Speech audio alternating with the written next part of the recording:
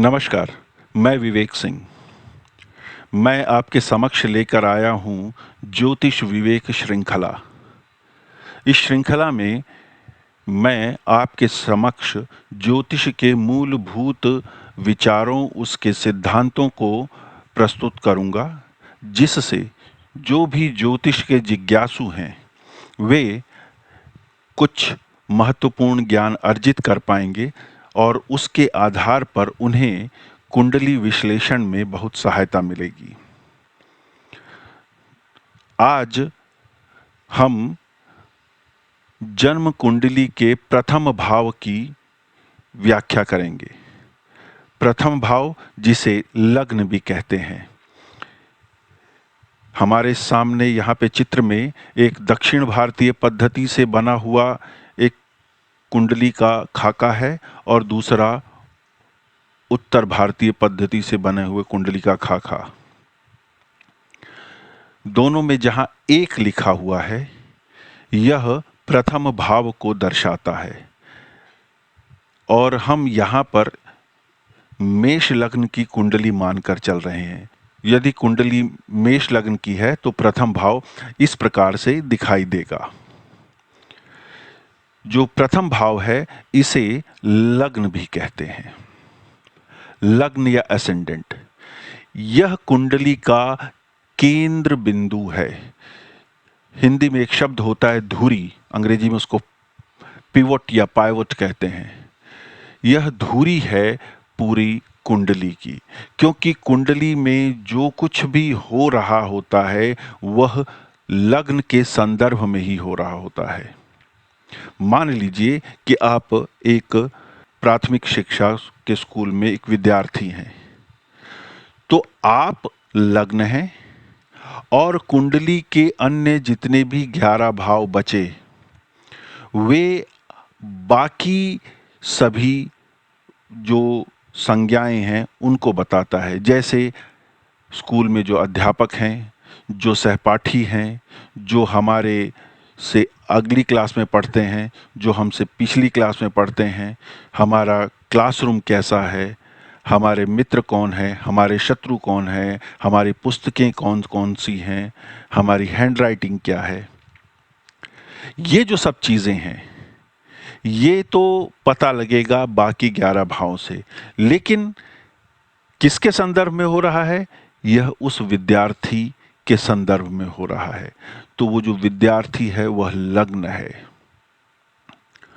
तो बाकी सभी ये जो 11 भाव की जो कारक हैं या जो उनकी जो वस्तुएं हैं या उनके जो संज्ञाएं हैं, वो लग्न पर प्रभाव डालती हैं और लग्न इन पर प्रभाव डालता है, या यूं कहिए कि लग्न और ये आपस में एक दूसरे पर प्रभाव डालते हैं।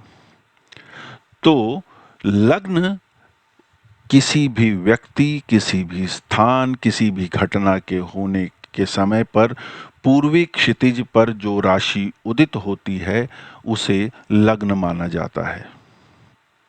लग्न जो होता है उसका एक स्वामी भी होता है। जैसे कि हमने अपने यहाँ उदाहरण में मेष लग्न की कुंडली मानी है, तो मेष लग्न का स्वामी मंगल हुआ। तो जो लग्न है वह व्यक्ति है, मैं हूं या आप हैं, जिसकी भी वो कुंडली है वह लग्न है। और मंगल, यदि मेष लग्न की कुंडली है तो जो मंगल है वह उस लग्न की बुद्धिमत्ता, उसके बौद्धिक कौशल को बताता है। अर्थात प्रथम भाव लग्न है और जो लग्नेश है, उदाहरण के लिए यहाँ पे जो मंगल होगा वह उसकी बुद्धिमत्ता है। तो मंगल की जो स्थिति कुंडली में है वही बताएगी कि कुंडली में बौद्धिक रूप से जो व्यक्ति है वो कितना प्रभावी है। मंगल यदि शक्तिशाली है तो व्यक्ति बुद्धिमान है, मंगल यदि कमजोर है तो उसकी बुद्धि पर उसी प्रकार से कुछ नकारात्मक प्रभाव हो सकते हैं। अब ये जो लग्नेश है, जो लग्न का स्वामी है, ये अलग अलग कुंडलियों में अलग अलग हो सकते हैं। लेकिन होंगे केवल नवग्रहों में से एक। नवग्रह हम जानते ही हैं कौन कौन से हैं। सूर्य, चंद्रमा, बुध, शुक्र, मंगल, शनि और बृहस्पति, राहु और केतु। तो ये जो नवग्रह हैं इनमें से ही कोई न कोई इनका स्वामी होगा। जो क्योंकि ये बात बुद्धिमत्ता की बात कर रहे हैं लग्नेश के संदर्भ में हम, तो इसलिए बृहस्पति को भी लग्न का एक महत्वपूर्ण कारक माना जाता है, क्योंकि बृहस्पति बुद्धिमत्ता का कारक है। इसके अतिरिक्त जैसा कि मैंने अभी बताया कि लग्न उस बिंदु को कहते हैं जो किसी भी घटना के होने के आरंभ के समय पर पूर्वी क्षितिज पर उदित हो रहा है, वहां से उग रहा है।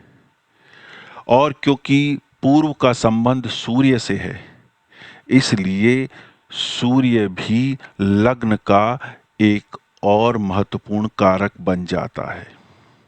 इसके अतिरिक्त हमारी जो वैदिक संस्कृति है उसके अंदर आत्मा को अत्यंत महत्वपूर्ण माना गया है और सूर्य आत्मा का कारक है,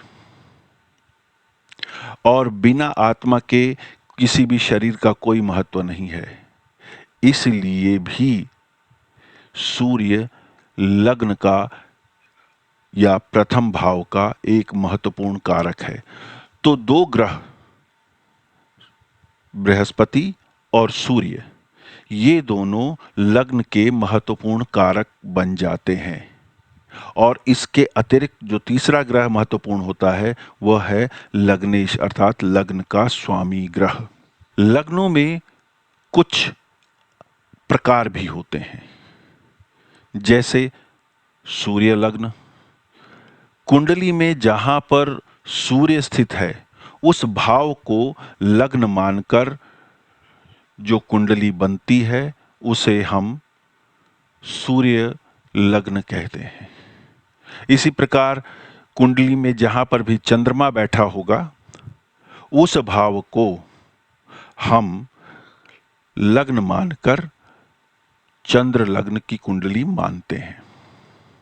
ये जो सूर्य लग्न और चंद्र लग्न है इसका महत्व सुदर्शन चक्र पद्धति में बहुत अधिक है, क्योंकि सुदर्शन चक्र पद्धति में जो सामान्य लग्न है वह, सूर्य लग्न दूसरा और चंद्र लग्न तीन, ये तीनों लग्नों को एक साथ रखकर फिर उसका विश्लेषण किया जाता है।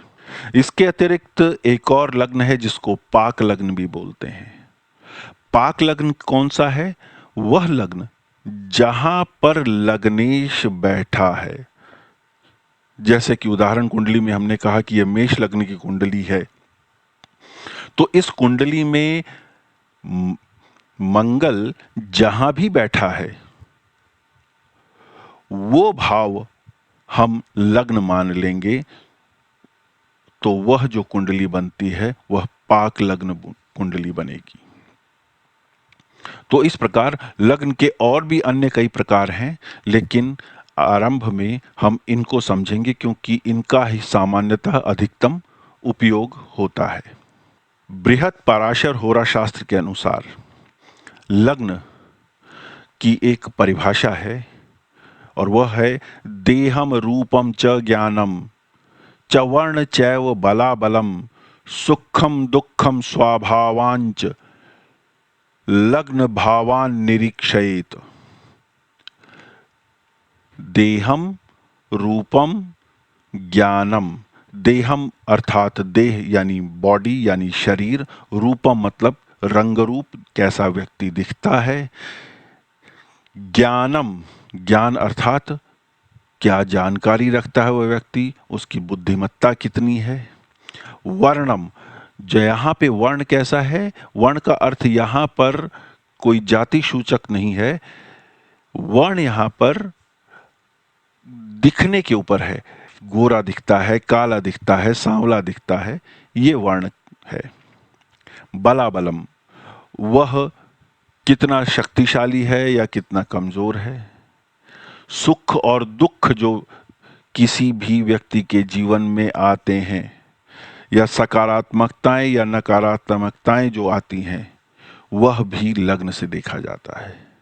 स्वभाव, नेचर जिसको कहते हैं, स्वभाव किसी व्यक्ति का कैसा है वह लग्न बताता है। तो इन सब चीजों को, यानी कि देह को, रूप को, ज्ञान को, वर्ण को, बल को और सुख को, दुख को, स्वभाव को, इन सभी को लग्न से देखा जाता है। लग्न से और कई बातों का भी पता लगता है। उसमें से उदाहरण स्वरूप घटना का, हर कृति का, हर किसी के जन्म का, हर कार्य के आरंभ का उसका मूल है, उसका बीज है। लग्न भाव जो है वह कोण माना जाता है, क्योंकि पहला भाव, पांचवा भाव और नौवां भाव कुंडली का त्रिकोण माना जाता है। तो लग्न पहला कोण है। लग्न व्यक्ति की कुछ कर पाने की जो आशाएं और कल्पनाएं होती हैं, उनका सम्मिश्रण है, जिसको हम अंग्रेजी में एस्पिरेशन कहेंगे। लग्न बताता है किसी भी कार्य का, किसी भी घटना के आरंभ के बारे में, क्योंकि लग्न स्वयं में पूरा शरीर भी है और आरंभ है, और आरंभ किसी भी बात का विचार से होता है। इसलिए लग्न बुद्धि का कारक भी है, या बुद्धि के बारे में भी अगर किसी के जानना है तो वह लग्न से जाना जाएगा। अब किसी का रंग रूप कैसा है, कॉम्प्लेक्शन, यह लग्न से पता लगेगा।